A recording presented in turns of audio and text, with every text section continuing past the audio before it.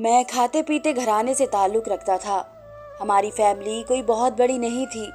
मैं, मेरी बहन, माँ और बाबा थे।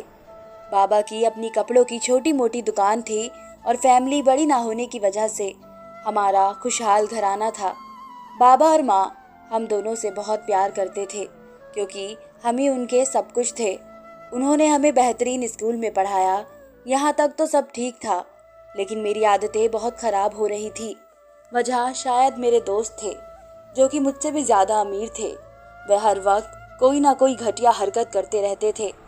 पहले पहल तो मुझे ये सब बहुत बुरा लगा, लेकिन फिर मैं भी उनमें शामिल हो गया। कभी माँ बाबा ने भी कोई नसीहत नहीं की थी, सिर्फ हमें एक ही बात कहते थे कि दिल लगा कर पढ़ना और अच्छे नंबर लेकर आना। इस तरह हमें खुली छूट मिल गई और माँ हमेशा मुझे बाबा से बचा लेती थी। वह मेरे लिए पूरी दुनिया से लड़ने को तैयार थी। उनको अगर कोई ये कह देता कि तुम्हारा बेटा बिगड़ रहा है तो वह इस पर बरस पड़ती थी। मैं समझ गया कि माँ के होते हुए मुझे कोई कुछ नहीं कह सकता। इस तरह मैं खुलकर बदतमीजियाँ करने पर उतर आया। अब स्कूल में जिन दोस्तों से मुझे चिढ़ थी कि वह बहुत बुरी बातें करते हैं, मैं उनके साथ बैठता और वह मुझे हर बात कहते हैं जो मुझे बुरी लगती थी। लेकिन अब मुझे वह बातें बुरी कहाँ लगती थी। अब तो मेरा उनके बगैर दिल ही नहीं लगता था। यूं मैं गुमराह होता गया और गुनाहों की दलदल में धंसता गया। फिर एक बार हमारे स्कूल में पार्टी थी। इस पार्टी में यूनिफॉर्म नहीं बल्कि घर के नए कपड़े पहनकर जाना था। खाना अपनी तरफ से लेकर आना था और मोबाइल कैमरा वगैरह भी लाना था। फिर वह दिन भी आ गया। स्कूल में हर तरफ जैसे रंग ही रंग बिखरे हुए थे। राहुल और करण अपने कैमरे लाए हुए थे और हम सब एक जगह छिपकर लड़कियों की फोटो बनाने लगे। किसी लड़के ने हमें देख लिया और हमारी क्लास टीचर को बता दिया, जिससे हमें बहुत डांट पड़ी। फिर कुछ दिन बाद हमारी क्लास में टीचर आए जो कि हमें फिजिक्स पढ़ाते थे। उन्हें भी वह बात पता चल गई थी और फिर वह नरम लहजे में समझाने लगे कि ये बात बहुत बुरी है, लेकिन हम चुप होकर बैठे थे।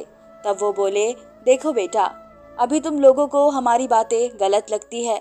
जब तुम लोगों पर गुजरेगी तो तब तुम्हें पता चलेगा। अगर कोई तुम्हारी बहन के साथ ऐसा करे तो तुम लोगों को कैसा लगेगा। फिर राहुल ने खड़े होकर कहा, सर, मेरी तो बहन ही नहीं, माँ तो है। सर के कहने पर वह ढीठ पने से मुस्कुराया। उससे क्या होता है? देखो बेटा, ये मत समझना कि तुम किसी की बहन के साथ बदतमीजी करोगे तो तुम्हारी बहन सुरक्षित रहेगी। नहीं, ये कुदरत का इंसाफ है। जब तुम बुरा करोगे तो तुम्हारी बहन के साथ भी जरूर बुरा होगा और फिर देखना, तुम्हारी एक गलती तुम्हारी पूरी जिंदगी में तूफान खड़ा कर देगी। लेकिन हमने उनकी किसी बात पर ध्यान नहीं दिया और अपने कामों में बिजी होकर अपनी जवानी की सीढ़ी पर कदम रखते गए। फिर क्या था, अब हम पूरा काम करने लगे थे। लड़की को देखते इससे दोस्ती करते, फिर प्यार का नाटक करते और होटल के कमरे में ले आते जिसमें राहुल और करण पहले से ही मौजूद होते और इस पर भूखे भेड़िए की तरह झपटते। वह लड़की रोती चिल्लाती, लेकिन उसकी चीख कमरे में दब कर रह जाती और हम लोग मिलकर एंजॉय करते। एक दिन मैं किसी लड़की को जाड़ कर घर पहुंचा तो घर में एक भोली भाली मासूम लड़की को देखा। इससे पहले कि मैं इससे कुछ पूछता, माँ ने इस लड़की से कहा, जाओ मीना बेटी, ये तुम्हारा बड़ा भाई है मोहन। वो मासूम सी भोली भाली हसीना मुस्कुराती हुई मेरी तरफ आई और कहने लगी, नमस्ते भैया। उसने सर झुकाया ताकि मैं उसके सर पर हाथ रखूं, लेकिन मैंने आगे बढ़कर उसे बाहों में भर लिया। उसने कोई खास नोटिस नहीं लिया और शर्माती मुस्कुराती हुई थोड़ी दूर खड़ी हो गई। तभी माँ बोली, बेटा, ये मीना है, अब ये हमारे साथ हमारे घर में ही रहेगी। इसे भी तुम अपनी छोटी बहन परी की तरह समझना, माँ ने कहा। और मीना, ये आज से तुम्हारा बड़ा भाई है और तुम भी मेरी तरह इस पर अपना हक जताना। मीना देखने में तो भोली भाली लड़की लगती थी, लेकिन वह गजब की खूबसूरत और हसीन थी। मीना माँ दूर की एक रिश्तेदार की बेटी थी और मीना की माँ मेरी माँ की बहुत अच्छी दोस्त थी। मीना के दो भाई थे। इसके माँ बाप का देहांत हो चुका था। दोनों भाई भी शादीशुदा थे और वे उसकी जरा भी परवाह नहीं करते थे।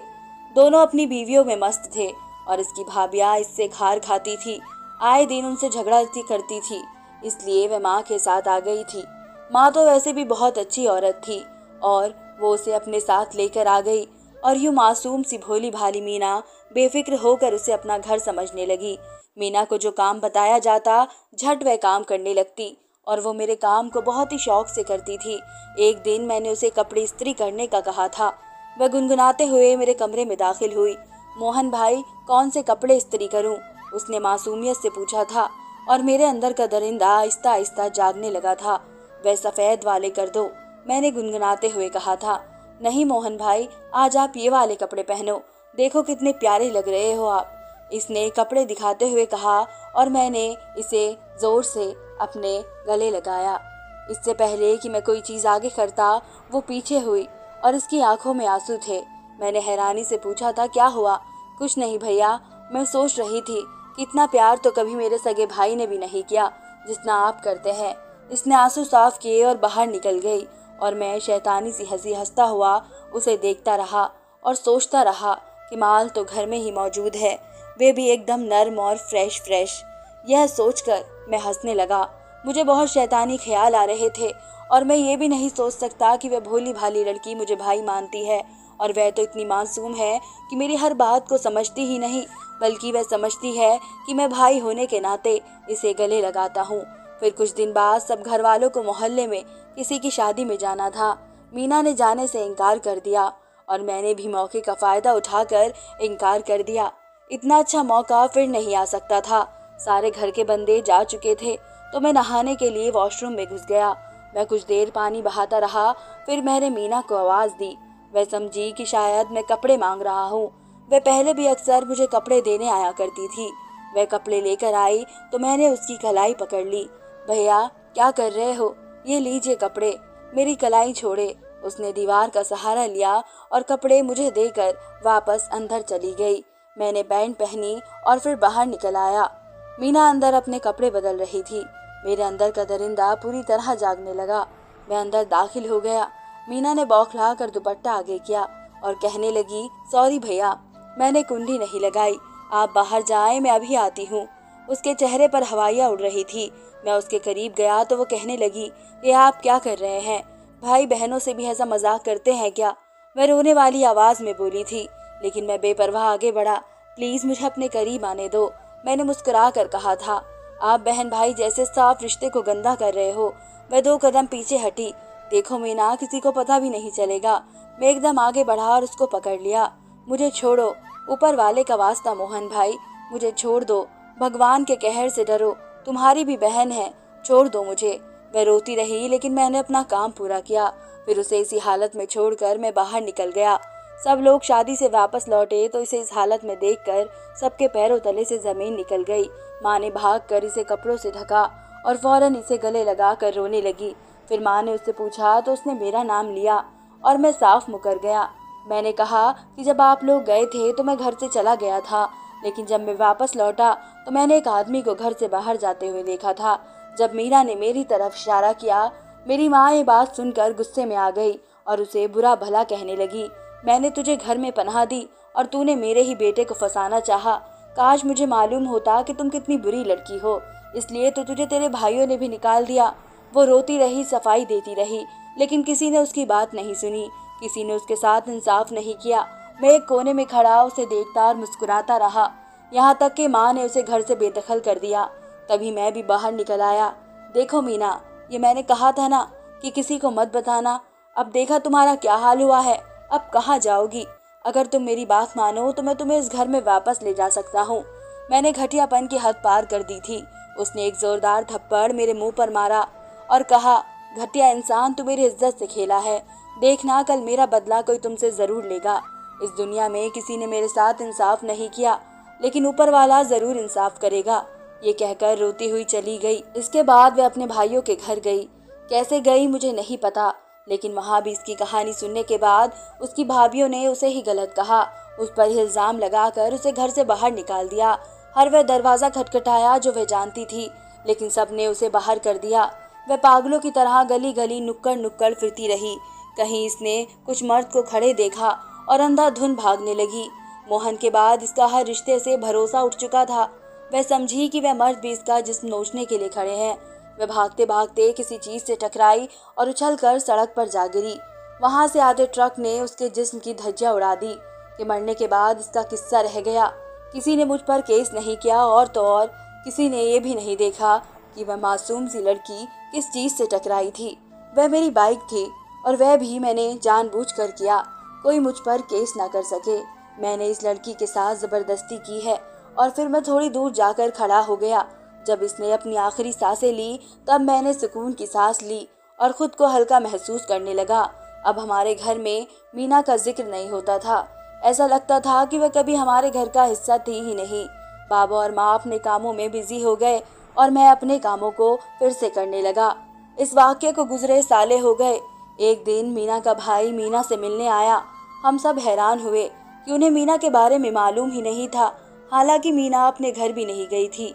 माँ ने उसे सारा किस्सा बताया तो वे एकदम गुस्से में आ गए, लेकिन माँ ने उसे बेइज्जत करके घर से निकाल दिया। मीना का भाई घर पहुंचा तो उसने सबसे पहले अपनी बीवी को अपने पास बुलाया और उससे मीना के बारे में पूछा तो उसने कहा कि वे यहाँ नहीं आई थी। जब उसने अपनी बीवी को डांटा तो उसने सब कुछ बता दिया कि उसने इसे अपने घर में ही नहीं आने दिया। उसने अपनी बीवी से बहुत लड़ाई की और नाराज हो गया, लेकिन अब क्या फायदा था। वह मासूम तो इस दुनिया से जा चुकी थी, वह भी चरित्रहीन का इल्जाम अपने ऊपर लेकर। फिर 5 साल का वक्त गुजर गया और मेरी बहन भी जवान हो चुकी थी और इस वक्त में मेरी बहन का रिश्ता आया जो कि हर लिहाज से बेहतर था। माँ ने झट से हाँ कर दी और फिर रोज शॉपिंग होने लगी। बहन का सारा दहेज इकट्ठा हो चुका था। घर में भी बहुत खुशियाँ थी और मैं भी बहुत खुश था। होता भी क्यों ना, आखिर मेरी बहन की शादी थी। और जहाँ तक मीना का किस्सा था, इसे तो मैं बिल्कुल भी शर्मिंदा नहीं था, क्योंकि मैंने तो मीना जैसी कई लड़कियों को उजाड़ा था। मुझे कोई पछतावा भी नहीं था। कभी कभी मैं सोचता था कि लोग कहते हैं जो दूसरों के साथ गलत करता है उसके साथ भी वही होता है, लेकिन मेरे साथ ऐसा कुछ नहीं हुआ था। अब तो मेरी बहन की शादी भी हो रही थी, ये सोचकर ही मैं सुकून से था। लेकिन कहते हैं ना कि भगवान के यहाँ देर है अंधेर नहीं। इस तरह बहन की हल्दी हुई और माँ बाबा सारा दहेज का सामान देखने चले गए। मैं बहन के पास आया और कहा कि तुम खाना मत बनाओ, मैं होटल से लेकर आता हूँ। मैं मुस्कुराता हुआ बाहर निकल गया। होटल हमारे घर से थोड़ी ही दूरी पर था, इसलिए खाना लेते हुए मुझे कुछ देर हो गई। मैं खाना लेकर वापस आया तो मैंने अपने कमरे के सामने लोगों का मजमा लगा देखा, जिन्होंने हाथों में मोबाइल ले रखे थे। मैं भीड़ को हटाता हुआ अंदर गया तो हैरान रह गया। सहन में मेरी बहन अजीब हालत में पड़ी हुई थी, ठीक वैसे ही जिस तरह मैं मीना को छोड़ कर गया था। मैं काँप कर रह गया और लोग खड़े उसकी तस्वीर बना रहे थे। मैंने जल्दी से उसे उठाया और कमरे में ले गया। माँ बाबा भी आ गए, वह भी ये सब देखकर रोने लगे। मीना याद आने लगी थी जो मुझे भैया कहती थी, और हर वह लड़की याद आने लगी जो मुझे बहन का वास्ता देती थी।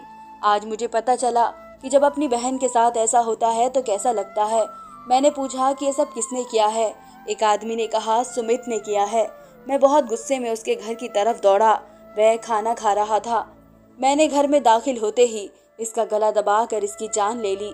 इसी बीच किसी ने पुलिस को फोन कर दिया और वे आकर मुझे पकड़ कर ले गए। इसके बाद मुझे अदालत में ले जाया गया, जिसमें मैंने अपने सारे अगले पिछले स्वीकार किए कि मीना से मैंने जबरदस्ती की थी। माँ बाबा अपना कलेजा थाम कर रह गए और मीना का भाई और उसकी भाभी शर्मिंदगी से नजरें चुराए हुई खड़ी थी। मैंने सारे पाप स्वीकार कर लिए थे, इसलिए अदालत ने मुझे उम्र कैद की सजा दे दी थी। आज पूरे 11 महीने हो गए हैं मुझे जेल में बैठे हुए और इस सब का मैं ही जिम्मेदार हूँ। मैंने अपनी जिंदगी अपने हाथों से खत्म कर डाली। मीना ये बात सही कहती थी कि कुदरत जरूर इंसाफ करेगी और वह ठीक कहती थी। आज कुदरत ने इंसाफ कर दिया था। ये मेरी सजा है।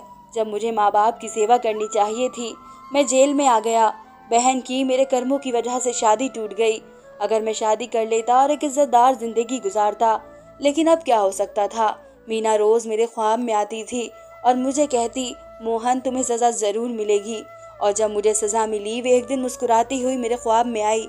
मैंने देखा, उसने कहा, मोहन किसी ने मेरे साथ इंसाफ नहीं किया, लेकिन कुदरत का इंसाफ देखो, उसने कैसे बदला लिया है मेरा। इतने वक्त में मोहन की माँ उससे सिर्फ 2 बार ही मिलने आई थी। वह माँ जो जिसके लिए सारी दुनिया से लड़ने को तैयार थी, वह आज इसकी वजह से अपने खानदान से कटकर रहने लगी थी। मुलाकात पर माँ ने कहा था, मोहन मुझे कहते हुए बहुत शर्म महसूस हो रही है कि मैंने तुझ जैसे बेटे को जन्म दिया है, और दरअसल गलती मेरी है। मैंने तुझे अगर शुरू से ही लड़कियों की इज्जत करना सिखाई होती तो आज ये नौबत ही ना आती। तेरी बहन एक जिंदा लाश बनकर रह गई है और यही हाल अब मेरे माँ बाप का भी है। गली से गुजरते हुए उन्हें कितनी बदनामी उठानी पड़ती है, ये तो वही जानते हैं। एक बात तय है, इंसान जो कुछ भी करता है उससे पहले अपना अंजाम भी सोच कर करे। उसका किया हुआ हमेशा उसके सामने आता है। धन्यवाद दोस्तों।